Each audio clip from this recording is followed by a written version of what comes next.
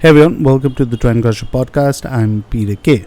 As you can tell from this episode title, this is a recap of the Guns N' Roses show held here in Mumbai on the 17th of May.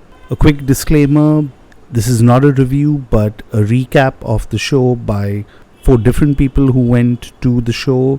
And yeah, three of us were in the VIP section, one of us was in the GA section. This was recorded 10 days after the show. Yeah, it's over a week ago. Sorry it's taken me so long to release this episode. Before we get into it, I've got a couple of interviews coming up this week. To know when they're releasing, hit follow or subscribe on the podcast platform or YouTube if you're tuned in on there. Follow me on Instagram or X. I'm Trendcrusher.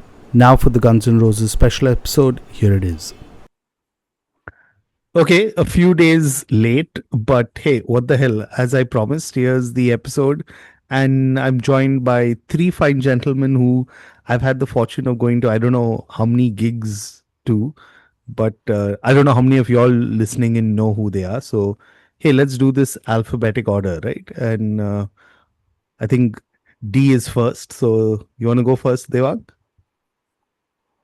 Hi, my name is Devang Patel and I live in Mumbai and I've been to a bunch of gigs. I wouldn't say I've been to a lot of gigs, but yeah, I've been to all the relevant ones and all the culturally important ones. Moving on to Bongo. Oh, wait, no, that's we fondly call him Bongo, but you got Saket also. Oh, actually, no, Bongo first. Tell us what your real name is, Bongo. Yeah, yeah. Hi. This is Bongo, as written on the screen, but my real name is Ritvik, and I live in Delhi, NCR, and out here I have not attended gigs, but when I was in Pune, I have attended a lot of gigs in Pune, in Mumbai, and out of all places, I attended a Swaratma gig in Bangalore when I was there for 3 4 days. So I try to go for gigs if they are happening in and around, and that's where Pune was good. I could attend a lot of gigs there. So yeah, that's it. Cool. And rounding it up. Yeah. Hi. My name is Saket. I've been to my fair share of gigs, and more importantly, I've been to the gig that we've actually amalgamated today to discuss about, which is the GNR gig. So yeah, I'll just give it to Peter to take it forward. Yeah. So, like Saket mentioned, right, we're all talking about Guns N' Roses here. But before we kind of kick this off, right, and now that everyone knows each other's voices, so to say, um let's start off and go around the table. I don't know. S- The youngest of the lot. Ritvik, Bongo, are you a Yes. Guns N' Roses fan? Oh, for sure. I discovered them. So I got into uh, rock music pretty late, I guess, because most people they got into, at least the people I met, they got into rock and roll in their sixth or seventh classes and all. And I was just barely introduced to like the bare minimum Brian Adams and all. In seventh, excuse me, it was in 11th when I first listened to Guns N' Roses, and my first song was obviously November Rain, because that's the most viewed YouTube video of this. And I was kind of hooked because I started with Pearl Jam, and they're still my favorite band. Like, I am a diehard fan, you can say. But this caught my ears, as so to say. And then I went through their discography. I went through both the Use Your Illusion albums, and it was pretty crazy because uh, I listened to the music. It was like it was hard rock. It was from the 80s, and there were elements of glam metal in that as well. And then you obviously, because you were not there when they were playing, then you got into the stories of the infighting and all. And one of the most important, or one of the most recognizable things was the lead vocalist, that's Axel Rose, because his voice is very shrill. Even it was very shrill, at least he can hit a very good high pitch. And that was pretty evident from his earlier songs.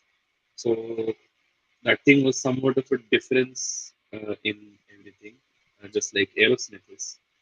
So I was in a phase of Guns N' Roses. So people used to show me the guns and the flower sign on their hands. They're like, "Did you listen to a new song today?" By then? So yeah, that was a phase. There was a phase of Guns N' Roses. So you can say I'm Awesome. So definitely more to come back to. Uh, who wants to go next? Devang, Saket. Uh, I'll go next. Seeing the kind of crowd that we saw for the gig, I don't know if I can qualify as that type of fan in terms of my admiration for the band, but they were definitely my introduction to rock and roll. That's what I can say. In my formative years, I listened to them, I heard them, uh, and yeah, it was just nice to see them live finally and kind of witness your childhood dream come to life. So I actually went to the concert with that mindset more so ever than anything else, just to kind of take one of my bucket list items and see them live. And what about you, Devang? So I was there only for Slash. I did not really care Lovely. about anything else. I had to go and watch Slash live for myself. So that was my whole and soul idea and intent of attending the concert. And I was not disappointed with Slash. I was amazed by Slash. Okay, so before we get too ahead of ourselves, I think like anyone who's listening to this podcast knows I'm a huge Guns N' Roses fan. I mean, like it's easily one of my top five bands. So I was really looking forward to going to the concert, and I think, yeah, I mean, in the WhatsApp group that we were, there was a lot of like discussion, who's going to buy tickets and stuff like that. I mean, it was no brainer for me that I'm getting the VIP tickets, and we can kind of elaborate on that later on in the discussion. But yeah, I think it was you and me, Saket.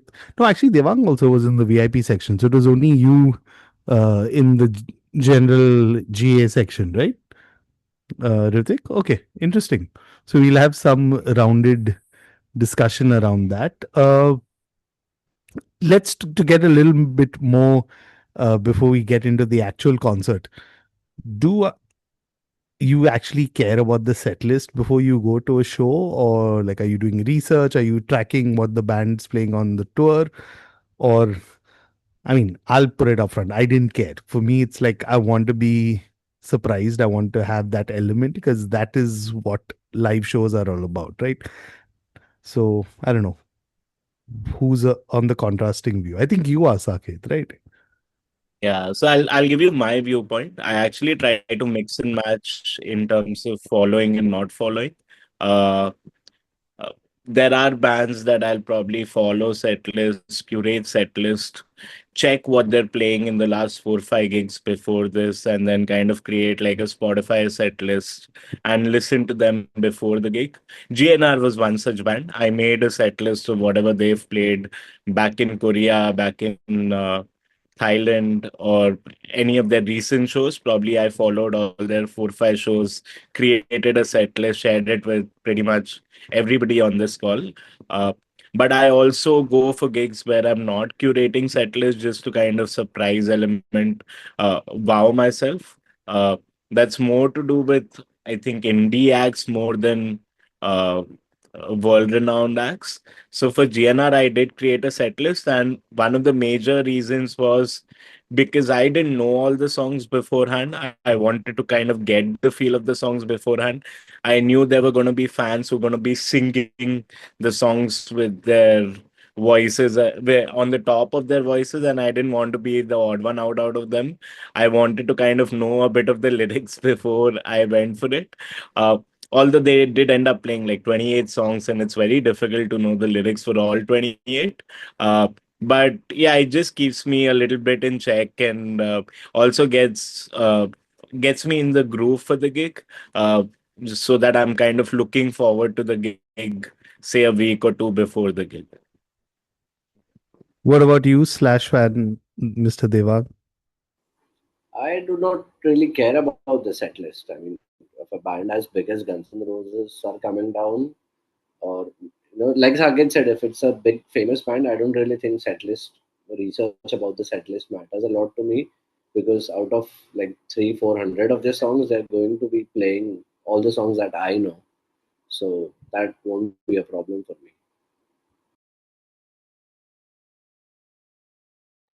Bongo, would you like to go next?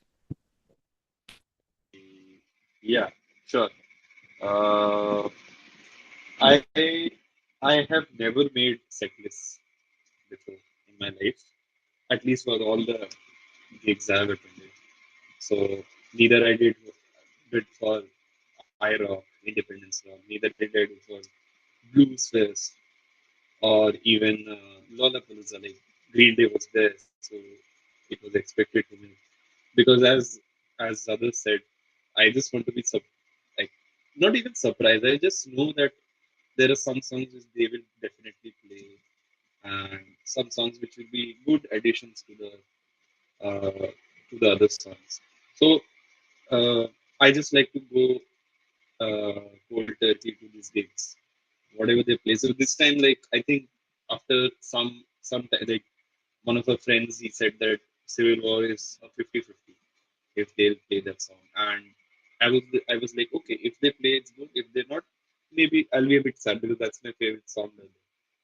But they did, and that I was pleasantly taken. I was pleasantly surprised, you know. So, uh, but yeah, obviously people shared like Saket had shared on the set list. So I do look over that keys whatever they're playing, so you get a fair bit of idea what they're playing.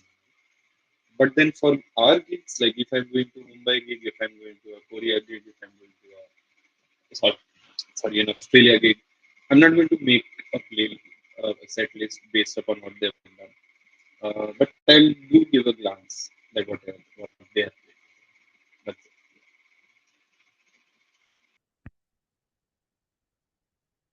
Okay, so I think that's enough context and background for all our listeners on just our respective takes, perspectives on Guns N' Roses. Let's come straight to the day, right? And the day when I'm talking about, we're talking about 17th of May, 2025, Guns N' Roses. After, will they make it? Will they not make it? Finally show up on stage, right? Who wants to go first? Initial reactions. Uh, I believe the gig should not have happened, Good one. because yeah, I mean, artists as huge as Shreya Ghoshal and who's the other one, all major Indian artists bowed out and they were respectfully cancelling their shows. People are dying, there are tensions at the border, but no, Guns N' Roses has to go on. So I did not think it was in good taste to continue that gig. They could have postponed it by a week, by a month. I don't know. So yeah, that is my point on it. I want to quickly jump in and agree, but I want you to get another take from either of you guys also. uh, so I kind of agree, but I also kind of uh, disagree to it because the gig happened on the 17th. I think things had eased up on the 11th or 12th, if I remember, with pretty much all transport and communication back to normal. Uh, but having said that, yeah, as Devang rightly said, gigs that were in that previous weekend or during that weekend had kind of been postponed. They'd probably taken a proactive call and postponed the gig before for people traveling around. GNR probably BMS bet with not postponing it, and it kind of paid off with the tension easing off 5 days before the gig. Uh, so yeah, it did leave a bittersweet kind of uh, feeling inside because things are not normal in the country and you're kind of going and chilling at a gig. So yeah, it just didn't feel right as an audience. If you'd asked me out of the two, if I had to choose one, I would have chosen postponing the gig over anything else.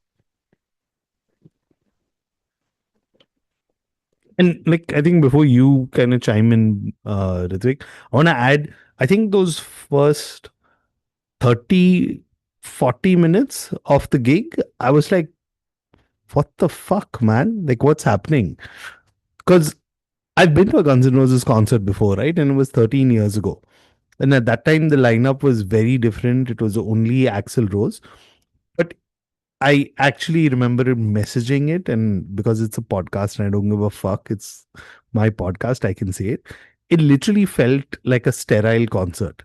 Like you could hear Slash's guitar, but you didn't have that crunch in it. You didn't have that like in your face. I mean, like, for God's sake, we're at a rock concert, right? It just felt like they cut their balls off and told them go on stage and play whatever there, right?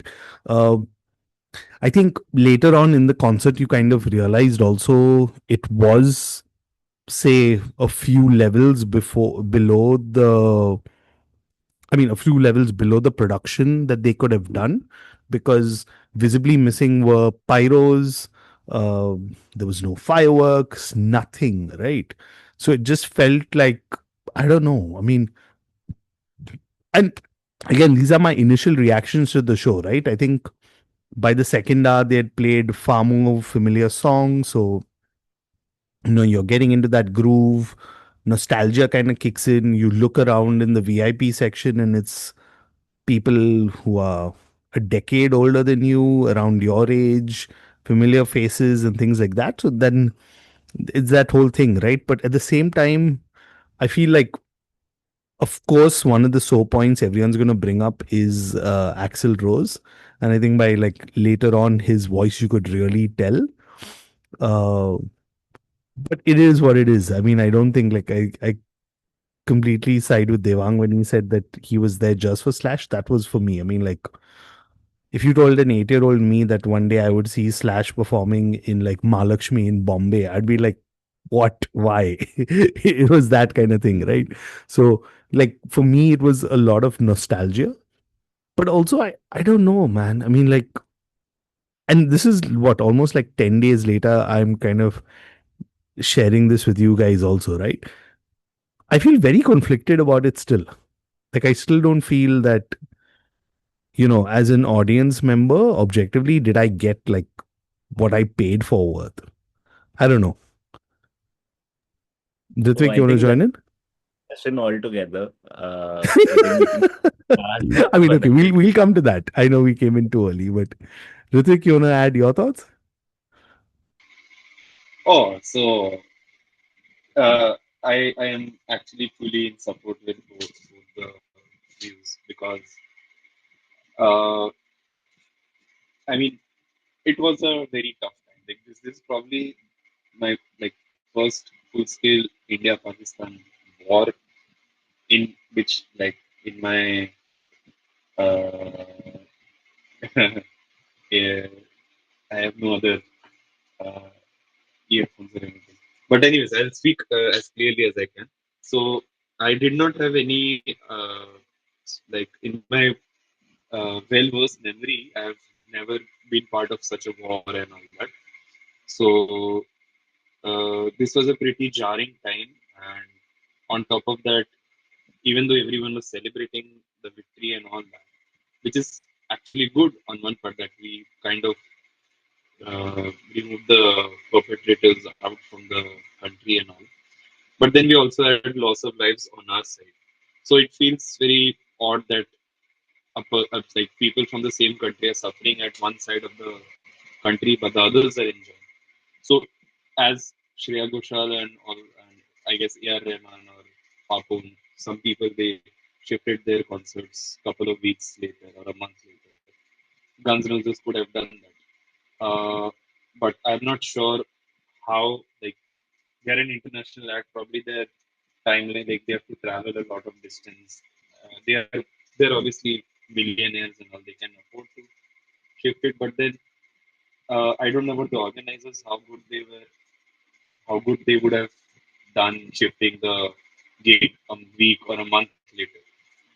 So, but then yeah, core sentiment is that it could have been shifted a month later. I, as a person who was traveling from Delhi, I would have willingly cancelled my air tickets and have booked another ticket whenever the gig was going to happen.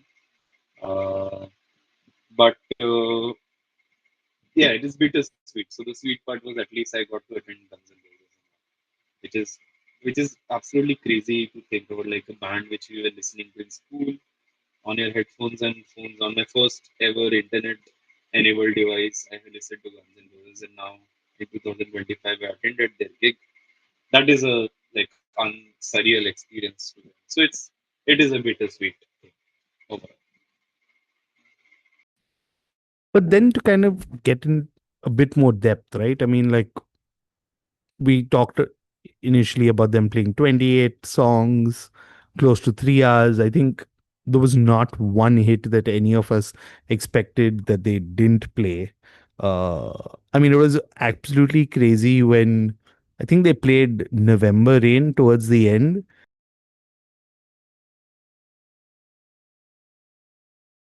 You at this point you knew that Axel's not going to hit like all those parts and stuff. So you had the backing vocalists kind of add in and stuff. Uh, I don't know, man. Like for me, that part is I think where I lost it because I have like video recordings uh, where I actually saw like Slash play those solos, man. And like I think that music video is so iconic. It just like kind of unlocks in your brain that memory of sorts. But yeah, what was? Let's go around like since we've been Debbie Downer so far. Like, what would be highlight of the show for you so far, or whatever you thought on reflection, or something that surprised you? I don't know. So I'll go first. Probably one of the big highlights for me was just 60-year-old men playing for 3 hours in Bombay heat. Uh, that itself is fairly applaud worthy in nature. Uh, Also, the fact that when they started the gig, there was fair bit of sunset or sunlight. So, like you had "Welcome to the Jungle" start off, and like the whole crowd erupt, and that feeling itself was crazy. And then you had the sun setting, you had the whole sky do their whole shebang, and then like in complete darkness, they're playing "November Rain" and other hits, right? Uh, so yeah, it was surreal for people who've not watched them and who've just seen them on, say, Channel V, MTV, VH1 back in the day, and you're just kind of uh, yeah, you're just witnessing your childhood come true. Uh, so that for me is like insane at the moment. Obviously, there are shortcomings for Axl Rose in terms of his voice and everything, but Slash didn't miss a beat, man. Like he was on point for the whole 3 hours. Uh, Absolutely amazing. Just to see the kind of people around, also people from all age groups, people getting their kids who are like 10, 15 years old, and kind of showcasing to them. We have one of our very common friends also who had gotten his daughter. And I remember him telling his daughter that, hey, this is what daddy used to listen to when he was your age, and stuff like that. Like those conversations itself.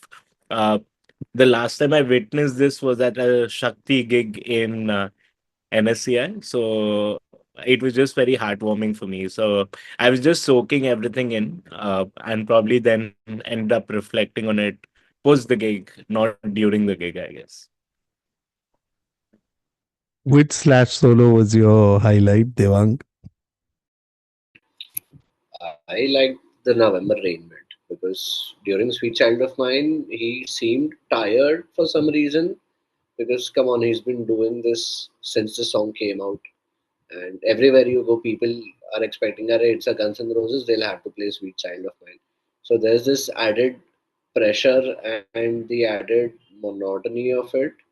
But watching him explode on November Rain was amazing. And the other best part was watching Slash sit down next to the Basie and play on the acoustic guitar. It sort of humanizes him, brings him down to a human level. That okay, this is Slash, and even this guy is playing an acoustic guitar, and he's doing a fabulous job at it. So that was, the highlight and the most uplifting part for me. And about Axel Rose, I think everyone noticed that there was a sort of a backing track, and it was a constant war on stage and at the console, where you can make out that they are actively controlling his volume throughout the gig. So I don't think we should dive into that. Like Saket said, these guys are old and these guys have been doing this rock star lifestyle for a very long time. So it's good that they've sobered up and they're, doing this for us. And I think like it's also important to add, right? I feel, probably if we were sitting, I don't know, in Europe, in one of like, I don't know, Berlin, Paris, or somewhere in like, I don't know, Chicago or Toronto, our perspectives would have been very different, right? Because we're like, oh, Guns N' Roses came like few years ago, and things like that. I think like us sitting in 100%. Bombay and especially like India in general, and we've seen like this Yeah. huge, um, in the last, I don't know, couple of years. I would attribute it to like post pandemic, and please feel free to add into this, Ritik, because like the disclaimer I'll add here is I've actually worked on the event side, right? So I've seen this over the last decade become what it's become. Uh, and it's crazy just to see like the number of bands that are coming down. I mean, as an aside, I never thought in my 2025 bingo card, the correct me if I'm wrong, Guwahati government announcing Post Malone coming down. What the fuck, man? Like that is the shit that only you can expect in India happening. Like government officials saying we're setting up entertainment. So it's like that big a deal, right? I mean, and I'm building to this, but like I also didn't have in my 2025 bingo card Ernest and Young writing a report on the impact that Coldplay had on the economy. I was like, wow, like so it's literally gone from hey, we want to see our favorite acts or things to now like a legitimate industry, which kind of brings me to my point, right? Because I feel like serious money was spent at the concert, whether it was the tickets itself, food, beverage, all of that. Uh, I mean, we can dissect all of that, and I don't want to do it. But if you had to go back and redo the concert, and I don't know, if there's something you would wish you had a better experience at, what would that be? Let's go down around the room in that. So, so if I first hit the point of acts, so in the last year we have seen okay, so Brian Adams came again, but then this was also my first time with Brian Adams. So you saw Brian Adams, you obviously saw, uh, I guess, 5 to 6 shows by Coldplay itself in India, spread around Ahmedabad and Mumbai. So, and then you have Green Day for the first time entering India. So it's really short up. It's really short up, and then you have like rumors of Metallica coming, Linkin Park coming, an international hip hop artist, Travis Scott, is already coming to Delhi. Then you have Steven Wilson, who has announced a number of shows, and not so big bands like Tesseract came. Then you have Animals as Leaders. Then you have North Lane is a band which is coming. So I guess that probably these so like in business, so in business we obviously see what is the economy thriving upon, and that's where you attack. So that's where you go. So let's say that uh, a certain product is in the market which is being brought by everyone. So obviously people jump upon the opportunity and do that. So I guess since so many artists are coming to India, these organizations which are into organizing, into ticket sales and all. Also, I entered into India. But uh, considering Guns N' Roses, so at least I was a general access ticket holder, so I had to pay like 5.3, 5.4 per ticket. To be very honest, there are a number of things which were there. So because of that, the war thing, I don't know, because of the war thing, did it affect the setting up of the show or not? But I can tell you one thing, that there were a lot of points which were lacking in the organizing team or the organizing of the concert. Because the biggest thing that we saw, I was with my girlfriend and all. So Mumbai is a very hot city as itself, plus it is very sweaty. It's near the coastline. So obviously you are sweating a lot. You need water. You need some kind of cold refreshment and all that. And by the time we go to any of these booths, we see a long line. So which is pretty valid because it's a city which is very hot and people will be thirsty.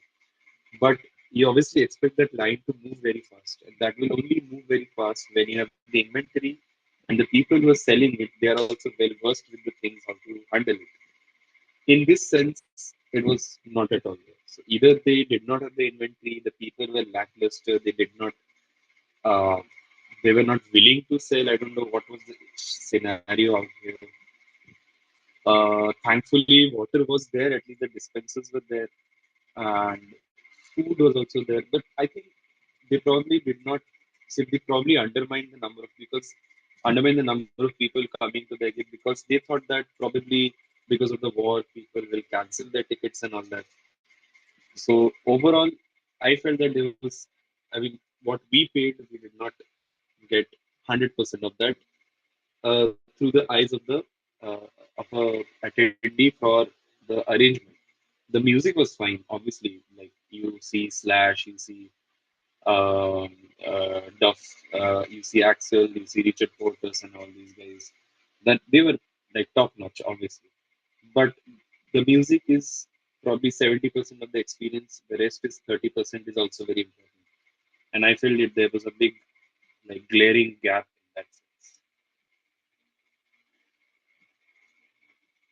Yeah, and actually, it's interesting, right? Because I'll tell you my experience of what you're talking about, the food and beverage. So I entered from a gate which had a shorter entry, right? Walking in Mahalakshmi is the problem, right? So when I'm walking in, I first I already registered my band, topped it up and stuff like that. When I entered and I thought, okay, I'll go get a drink because it was hot, like you said, they told me, hey, you have to go validate it again. And I thought that's such a redundant thing to validate after you've already topped it up. I went and did that. And then I saw the lines just at the bar. And I'm like, barely I stood in the line, I already heard Welcome to the Jungle. And I was like, fuck, there's no point like standing in a line. But when I moved in, I realized towards the sound console how spread it was and how people were concentrated on one side, right? It was very strange for me. And I feel like, I don't know, maybe just having volunteers, having people usher people around also would have helped. I don't know. Saket, what do you think? Uh, yeah, definitely. I think overall we've been to fair bit of gigs, and what at least I've personally realized is that in India, we don't give too much emphasis in terms of the whole gig experience. And what I mean by gig experience is not only the artist playing the music that they're intended to play, but also say, how are you entering the venue? How comfortable are you entering the venue? What are the kind of touch points that you have to go to once you enter the venue? Can I spot food and beverage easily? Not only before the gig, during the gig, and after the gig. Uh, are there well lit spots? Are the beverages being filled up at a quick pace or not? Uh, Very small things, right? And it just feels really, really sad that you pay more than 10 grand for a ticket, and you don't get basic facilities. I think GNR was lacking on pretty much all of them. Uh, Uh, I don't think it was a great experience as a concert goer apart from the like the main artist.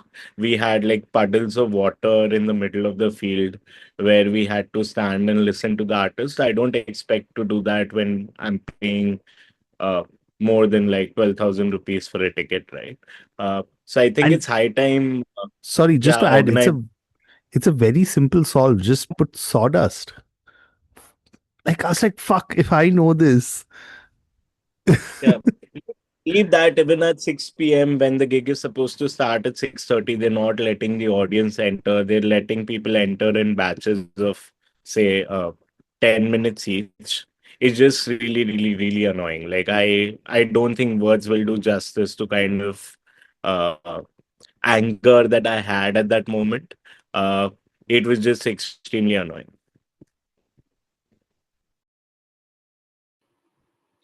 I think a venue as big as Mahalakshmi, they should have at least three entry points. And it's not like Book My Show lacks the infrastructure or the manpower to, execute it flawlessly. Because I don't know, I entered, I can see the venue, I am walking on the turf, but no, I have to walk another 2 kilometers just to, have my wristband verified by three people. Get more volunteers, man. Get a scanner. You don't even need turnstiles at that point. You can line up 10 different security people, and you can allow people to just go inside the venue. And with regards to the food and beverage, I don't really care about the lines because I spent 2 days of Lollapalooza without buying a single drink or food, and the same thing happened with Guns N' Roses. But yeah, it can always be better. There's no point having, pre-recharge your wristband and then it doesn't work for the next gig. I mean, if you are signing up with Book My Show or Insider, why don't they just give you a card and you use that card at every gig? No, that's interesting that you bring up, right? And I feel like, and again, Saket, please feel free to chime in. I don't think the technology is lacking. I think it's probably easier to get 10 people to do this than implement some of this technology, because like some of this RFID technology and some of this recharge technology has been around since I worked in events, and even I wasn't even that high up in it, right? I was at executive level. I mean, sorry, I was at like actual execution level, not even executive level. Yeah, And like a simple solve for this, man. Like as you mentioned, you had to, even after I've recharged my ID, you have to activate it up, right? And the activation point is 1 kilometer away from the entrance point. It's as simple as when I enter, you can just have an activation point over there and there itself. If it can't be solved by tech, you just solve it by basic common sense. Have two kiosks set up on the left and right side, and if you want to activate, just get it activated then and there itself. Is it as difficult as that? It's as simple as that. Why do I have to walk 1 kilometer for it? And I can't even think how the GA folks who had the GA tickets where they were like 2 kilometers behind the artist, what they would have felt when they've paid like 6,000 rupees. Because I don't think, number one, that's a small sum of money, that somebody's really, really hard earned money. And sadly, the organizers have started taking us for granted. So I just feel, yeah, sooner or later they'll realize where they're kind of screwing up. All of it started with Dua Lipa, I feel, because before that I'd not seen this VIP GA bullshit that was there. It started with Dua Lipa, and once Zomato slash District started monetizing it up, other people thought, "Oh wow, this is a great way to make money." They've started doing that. Now they've also started the early entry bullshit, where you yeah, kind of pay entry and you don't get early entry, but you pay 10,000 rupees more just to enter 1 hour before. Like, how capitalistic can we go? okay, sorry. Since you brought up, right? Uh do you guys remember when the tickets before the tickets went on sale, there were different levels of VIP also. One was early entry, And I seriously want to know, and I'm putting a call out on the podcast. Send this episode to whoever the fuck did this, because I really want to meet the guy who paid, I don't know, some obnoxious number just to go on stage, meet a roadie, and get to see how the setup was done. Like, what the fuck?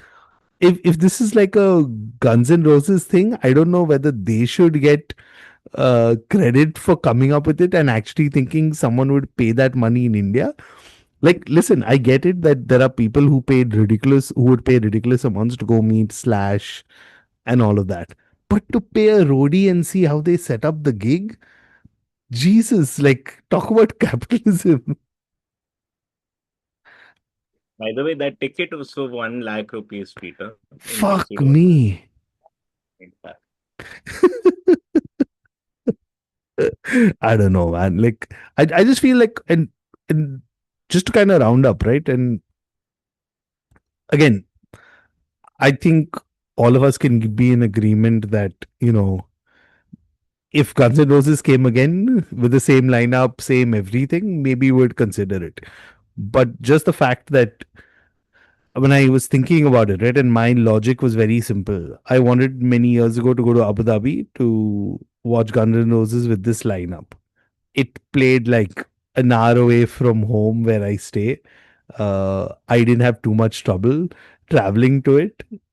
Tickets were still reasonable comparative to what I would pay in like UAE dirhams or whatever.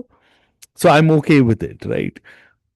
But will I go through the entire experience like this again? I don't know, man. I don't think so. Yeah, same here. I'm I too old might for do this, that. man. Yeah, I'm too old for this shit. Can't do this. Age is Not showing. exactly Guns N' Roses, but if any other band, say Linkin Park, shows up this year end or maybe next year, even next May, I don't mind bearing the heat for Linkin Park. And And actually, even if I know that I'm going to face the same trouble of walking 2-3 kilometers and standing in the heat, I would still go through it. And this is what the organizers have understood, and they are hmm, capitalizing on it. They know people are hungry and people are craving for experiences like this, and they are straight up exploiting us for it.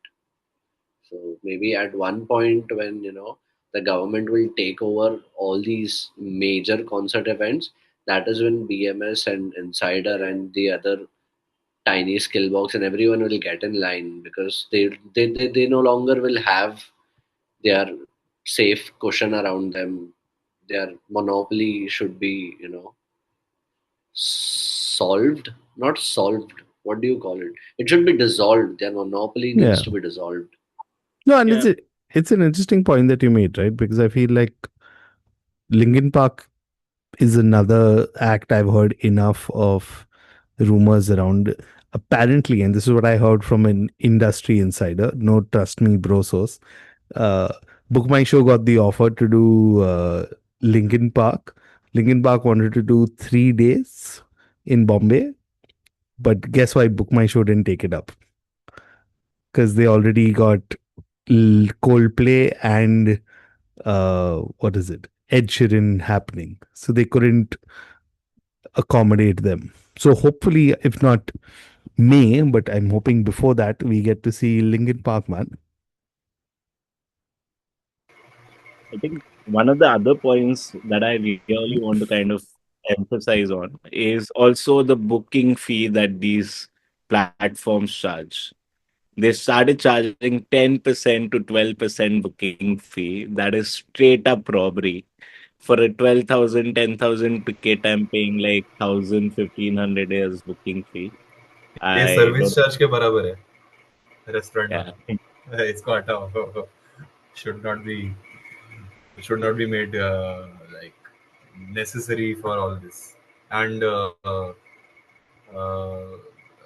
organizing like if so like Bappa said like I will ready to like if Pearl Jam comes and all I'm definitely going I'm going in any case and all but then I mean then it feels like why did like Pearl Jam come then I had to pay 6,000 7,000 then you feel that okay, it's 7,000 is fine, but then you expect that you'll be not like terribly uncomfortable going there. You have to walk so many barriers to do all this. They don't just want to employ people because obviously cut costs, labor costs and all that. They have to pay these guys. They have to set up things. So they are. This is all cost cutting. I think so, in my opinion. Yeah, overpriced alcohol and all. 600 for a glass. That's crazy. I'm telling you, listen, you know what, with all of this, I feel like collectively we can just end up organizing gigs of our own because we know all the pain points literally that all of us face, right? And especially in large scale I mean, like, I don't know, if someone sends us to book my show, call us for a meeting, we will give you advice for free, even more unfiltered advice than what we've done on this, right? Challenge whoever wants, send this to book my show, guys. We'll They come are and not set up. calling us. They'll fight against you. They'll tell you why they're right. They will not take in why your why a word or beer should be $600. yeah. But okay, guys, before Who was the guy who did the podcast about the Coldplay ticket, and was it the founder of BMS with him? that I will have a chat with you. Hold on. That was so scripted and that was so dumb. Mhm. And our prime minister has faced easier questions than this, and he doesn't do conferences. But okay, guys, thanks so much for joining me and indulging with me on middle of the week on this. But yeah, it's been fun as always talking to you guys. But now with the mic on and on Zoom.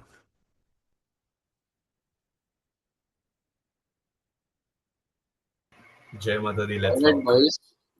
Good night, and let us know if you need any more feedback about any other concerts or tiny gigs that we've been to, because there have been very brilliant, surprising ones that have gone under the radar, and there have been fancy, overpriced ones that have been in your face throughout your Instagram feeds. So, yeah, let's hope things change for good. And that's me. Good night. Good night. Night, boys. Night.